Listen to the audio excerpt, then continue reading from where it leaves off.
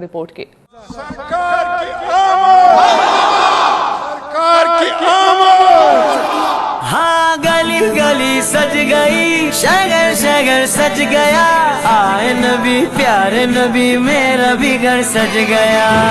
में जहाँ भी रहे आबाद रहेंगे,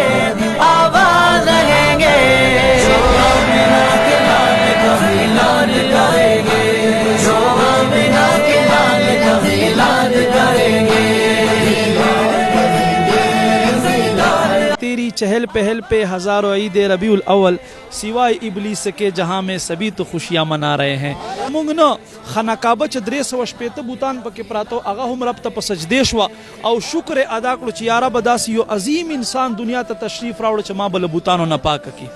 नो मुंगा दिल वजना खुशहाली मनाओ कुछ इमामुल अंबिया और द टोल अंबिया और सरदार दुनिया तशरीफ रावड़ा दे और हर मुसलमान त पकार दा दे हुजूर नबी पाक सल्लल्लाहु अलैहि वसल्लम पर तक बांधी च सुमर के देसी खुशहालियां ने मनाओ की सूरत द मोहम्मद ने पैदा कड़ी बखुद न वदा दुनिया को बदे औरत दे पाकिस्तानी कौम तदा पैगाम और गोमा कि द नबी अलैहि सल्लल्लाहु अलैहि वसल्लम यो सुन्नत सिंपलिसिटी सादगी दा इख्तियार की इंशाल्लाह दागा पर तालीमात बाने अमल की नो दा परेशानी दा टेंशनना जमुंग मल्क द माली बहरान सर मख दे दागे मुताबिक इंशाल्लाह जवन तेरो जमुंग मल्क बम दरके यमुंग द हुकूमत शुक्रिया هغه واړو کولې کسانو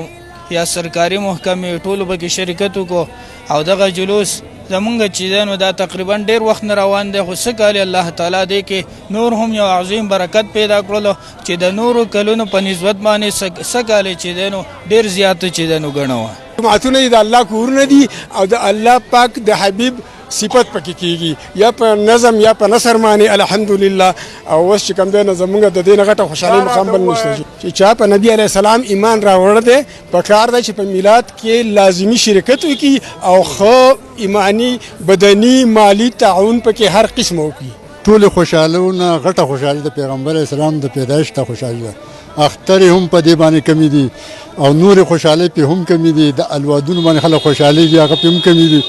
نن چې څومره مونږ خوشاله یو مسلمانان چې څومره خوشاله دي دا د خوشاله حد نن راغون شي دي په دې محفل کې شرکت کوي په جلوس کې شرکت کوي په میلاد کې شرکت کوي خلک راځي په خپل خوشحالي باندې په انتهایی مالی بدني انتهایی کوشش کوي چې یاره دا څومره کېدای شي چې مدین پیزان مدینه جماعت کی او ډکل وی محفل هم منعقد شوه او چې ورته خوندور ناتیه کلامونه هم پیش کړل شول علماء کرام او ته ویناګانې هم وکړي د حضرت مصطفی صلی الله علیه وسلم د زیګون په دې ورځ باندې